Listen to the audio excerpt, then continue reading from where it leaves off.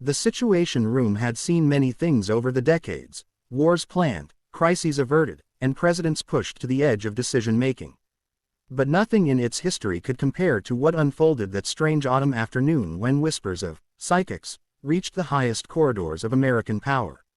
Anthony Scaramucci remembered the moment clearly.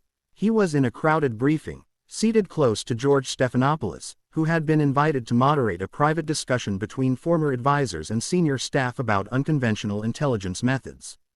The tension in the air was thick, as if everyone understood that something outlandish, something almost unbelievable, was about to be laid on the table. It began with a nervous general.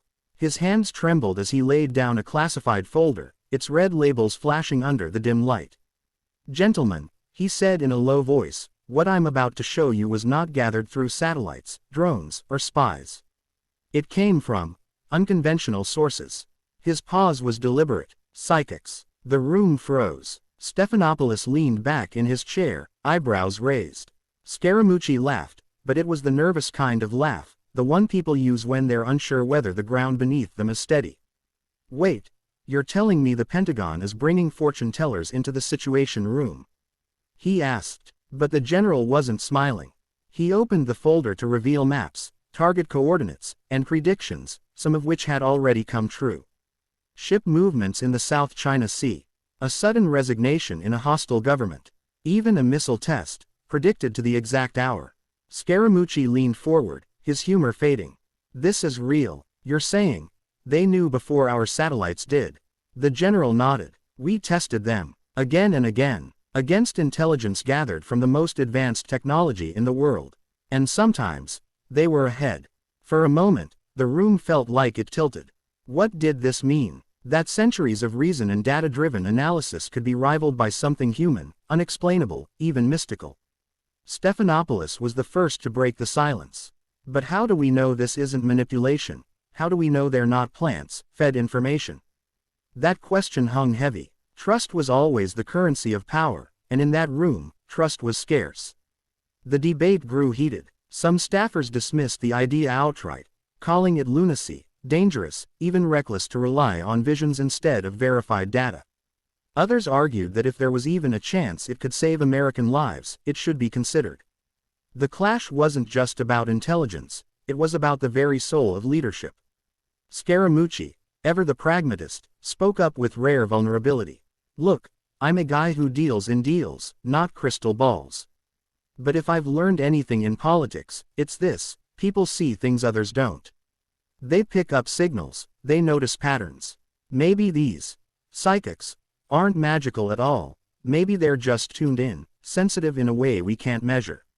Are we really gonna dismiss something just because we can't explain it?" The room quieted. Stephanopoulos, thoughtful, added, "History's full of moments when people ignored the unexplainable until it was too late. Galileo, Einstein, even the internet was laughed off at first.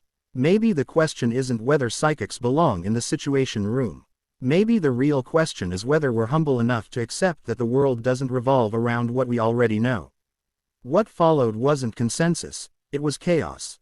Some stormed out, furious at the idea. Others leaned in, hungry to explore. But in that moment, something deeper was revealed. The fragile, terrifying truth that leadership often means staring into the unknown and deciding whether to leap. Later, Scaramucci recalled how he couldn't shake one psychic's words.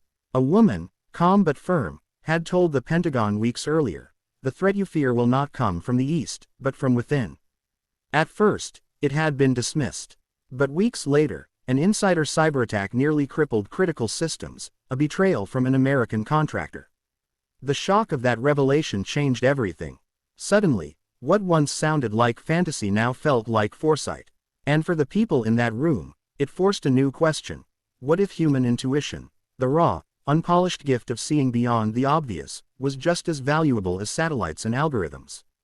Scaramucci and Stephanopoulos often discussed that day afterward.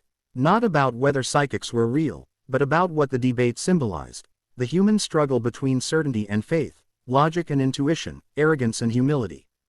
And the lesson, as Scaramucci later reflected in a quiet interview, was clear: in the end, the Situation Room isn't just about war or politics. It's about people making impossible choices with incomplete information. Sometimes, the bravest thing you can do is admit you don't know everything, and listen to the voices you'd rather ignore.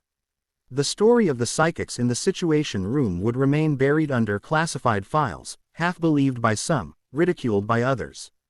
But for those who lived it, the memory lingered. Not as a joke, but as a reminder. The future often whispers before it shouts, and the greatest leaders are the ones willing to hear it. And so, the strange, unsettling experiment left its mark, not just on intelligence reports, but on hearts and minds. A warning, a possibility, and above all, a challenge, that maybe the greatest power lies not in what we can measure, but in what